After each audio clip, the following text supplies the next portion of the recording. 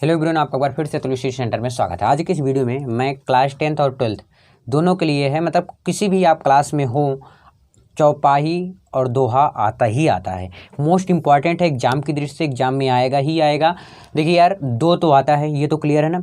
दो में सोरठा कुछ भी दे सकते हैं, तो उसमें से दोहा चौपाई दो में से तो एक 100% है एग्जाम में आपका रहेगा ही रहेगा। और बहुत आसान तरीके से बताने वाला हूँ। यदि आप चैनल पर फर्स्ट विजिट किए हैं तो प्लीज़ चैनल को सब्सक्राइब करके बेल आइकन प्रेस कर लें, जिससे कि आने वाला हर एक वीडियो का नोटिफिकेशन सबसे पहले आप तक पहुँचे। चलिए स्टार्ट करते हैं। और हाँ, प्लीज़ इसको बिल्कुल भी स्किप मत करना, बहुत अच्छी तरीके से समझाने वाला हूँ। और इसे शेयर जरूर कर देना, हर एक सब्जेक्ट की तैयारी भी कराई जा रही है, ठीक है भाई।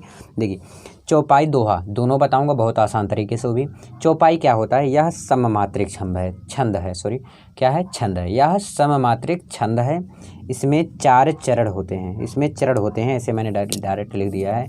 इसमें 4 चरण होते हैं ना, इसमें जोड़ देता हूँ मैं, 4 लिख देता हूँ यहाँ पे, ठीक है। यहाँ पे अभी मैं लिख देता हूँ, आप भी लिख लीजिए अपने कॉपी में। 4 चरण होते हैं। कितने चरण होते हैं भाई? 4 चरण होते हैं। मैं यहाँ पर लिख दे रहा हूँ। इसमें कितने चरण होते हैं? 4 चरण होते हैं। और प्रत्येक चरण में 16-16 मात्राएं होती हैं। यानी कि एक चरण में 16 मात्रा, फिर अगले चरण में, मतलब सभी चरण में 16-16 मात्राएं होती हैं। समझ में आ गया? यह सममात्रिक छंद है। इसमें 4 चरण होते हैं, प्रत्येक चरण में 16-16 मात्राएं होती हैं, ठीक है।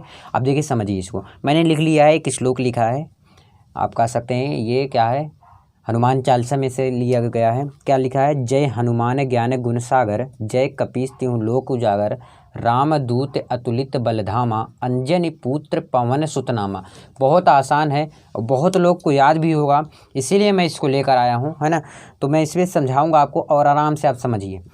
जब छोटा ऊ का मात्रा रहेगा तब एक मात्रा लिखते हैं, यानी कि एक पाई। जब एक पाई रहेगा तो एक मात्रा रहेगा। देखिए, जा अकेले है ना, तो यहाँ पर एक पाई खींच दो, यानी कि समझ लेना इसको। जब एक पाई रहेगा तो उसको हम क्या पढ़ेंगे? एक पढ़ेंगे। फिर या भी अकेला है तो यहाँ पर भी हम एक पाई खींच देंगे। हा अकेले है, इस पर एक पाई। देखिए, ना अकेले नहीं है, क्योंकि ना पे छोटा ऊ को मात्रा भी है। जब छोटा ऊ की मात्रा रहेगा या छोटी ई की मात्रा रहेगा तब उसे भी एक ही पढ़ा जाएगा, ठीक। अब इसे मैंने क्या पढ़ा? एक। अब देखिए, माँ पे आ की मात्रा, अब इसको हम 2 पढ़ेंगे। जब 2 पढ़ेंगे तो यस की तरह बना देना, यस की तरह बनाना, लेकिन उससे कितने हम पढ़ेंगे? 2 पढ़ेंगे। देखिए, जा को 1 पढ़ा, या को 1, हा को 1, ना को भी मैंने 1 पढ़ा, माँ पे 2 पढ़ा। क्यों? क्योंकि माँ पे आ की मात्रा है, इसलिए। ना अकेले है तो इसको भी मैं 1 लिखूँगा। है तो पाई 1 ना, तो इसको 1 पढ़ेंगे। जो यस की तरह है उसे हम 2 पढ़ेंगे। देखिए, ज्ञा पे आ की मात्रा है, तो जब आ की मात्रा रहेगा तो यस की तरह बना देते हैं, उसको हम क्या पढ़ेंगे? 2 पढ़ेंगे। ना अकेले है, इसको मैं 1 लिख देता हूँ। गा पे छोटा मात्रा 1 लिख देंगे। ना अकेले है, इसको भी 1 पाई दर्शा देंगे। देखिए, सा पे आ की मात्रा है, यानी कि यस की तरह बना देंगे, यानी कि सा पे आ की मात्रा है ना, तो यस की तरह बनाएंगे। इसको मैं कितना पढ़ूंगा? 2 पढ़ूंगा। गा अकेले है तो इसको मैं 1 पढ़ूंगा। रा अकेले है तो इसको भी मैं 1 पढ़ूंगा। समझ में आया? एक अगर और समझाऊंगा समझ में आ जाएगा। अब इसको जोड़ेंगे। जो यस की तरह बना है उसको मैं जो 2 पढ़ूंगा, और जो एक पाई की तरह है उसे 1 पढ़ूंगा। देखिए, 1 2 3 4 यहाँ पर 2 है ना, 4 2 6 7 8 9 10 11 12 13 14 15 16। कितने मात्रा हो गए टोटल? 16 मात्राएं हुआ। और वही तो कहा गया है कि सभी में कितने कितने मात्राएं होंगे? 16-16। अब इसको भी एक और बता दूंगा ना, तो आपको सारा आ जाएगा। देखिए, जा अकेले है तो इसको 1 पाई, या अकेले है, का अकेला है 1 पाई। देखिए, पा पे बड़ी ई की मात्रा है, जब बड़ी ई की मात्रा रहेगा तो इसे हम क्या करेंगे? 2 पढ़ेंगे। लिखा जाएगा किस तरह? यस की तरह, ठीक है। लिखना भी पड़ेगा एग्जाम में, याद रखना। सा अकेले है तो इसको हम अकेल। ता पे छोटी मात्रा है तो इसको भी अकेल। देखिए, हा पे छोटा मात्रा है, तब भी इसको भी मैं क्या करूँगा? 1 ही पढ़ूंगा। जब बड़ा ऊ की मात्रा रहेगा, बड़ी ई की मात्रा रहेगा, तब मैं उसको 2 पढ़ूंगा, ठीक। ला पे ओ की मात्रा, देखिए ओ की मात्रा है ना, तो इसको भी मैं 2 पढ़ूंगा। का अकेले है तो इसको मैं 1 पढ़ूंगा। छोटा ऊ अकेले है, जा पे आ की मात्रा है, 2 पढ़ूंगा। गा र, ठीक है। अब इसको जोड़ लीजिए, 1 2 3, 2 पढ़ा जाएगा। 3 2 5 1 6 7 8 9 10 11 12 13 14 15 16। आई होप कि 16 इसमें भी आ गया, समझ में भी आपको आ गया होगा। अब इसको लिख सकते हैं और इसको समझ सकते हैं, ठीक है। अब मैं आगे चलता हूँ। दोहा क्या होता है? दोहा है, यह अर्ध सममात्रिक छंद है। इसमें 4 चरण होते हैं। कितने चरण होते हैं? 4 चरण होते हैं। पहले और तीसरे चरण में, याद रखिए पहला और तीसरा, ध्यान से समझिए क्या क्या मैं कह रहा हूँ। पहला और तीसरे चरण में 13-13 मात्राएं तथा दूसरे और चौथे में क्या रहेगा? दूसरे और चौथे में 11-11 मात्राएं होती हैं। इसी को हम क्या कहते हैं? दोहा कहते हैं। यह अर्धसम्मात्रिक छंद है। इसमें 4 चरण होते हैं। पहले और तीसरे चरण में 13-13 मात्राएं तथा दूसरे और चौथे में 11-11 मात्राएं होते हैं। देखिए, रहीमन पानी राखिए, बिन पानी सब सून, पानी गए न उबरे, मोती मानुष चून। अब इसको भी समझाता हूँ। रा अकेले, इसमें भी पाई हम करेंगे। रा अकेले है तो इसको 1 पाई करेंगे। हा भी अकेले, इस पर भी 1 करेंगे।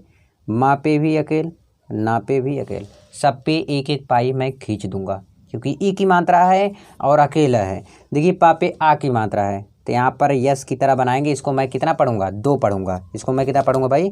2 पढ़ूंगा। ना पे बड़ी की मात्रा है, इसको भी मैं 2 पढ़ूंगा। रा पे आ की मात्रा 2 पढ़ूंगा। खा पे अकेल है 1, इस पे ए की मात्रा है तो 2 पढ़ूंगा। अब देखिए ये पहला चरण है, ये दूसरा है, ये तीसरा है, ये चौथा है। याद रखिए पहला, दूसरा, तीसरा, चौथा। और एग्जाम्पल पढ़ लीजिए। रहीमन पानी राखिए, बिन पानी सब सून, पानी गए नो बरे, मोती मानुष चून। तो अब इसको जोड़ेंगे अगर, तो इसमें कितना आना चाहिए? पहले में देखिए, पहले में कितना आना चाहिए? 13 आना चाहिए। 1 2 3 4 5 6 7 8 9 10 11 12 13 आ गया 13 ना।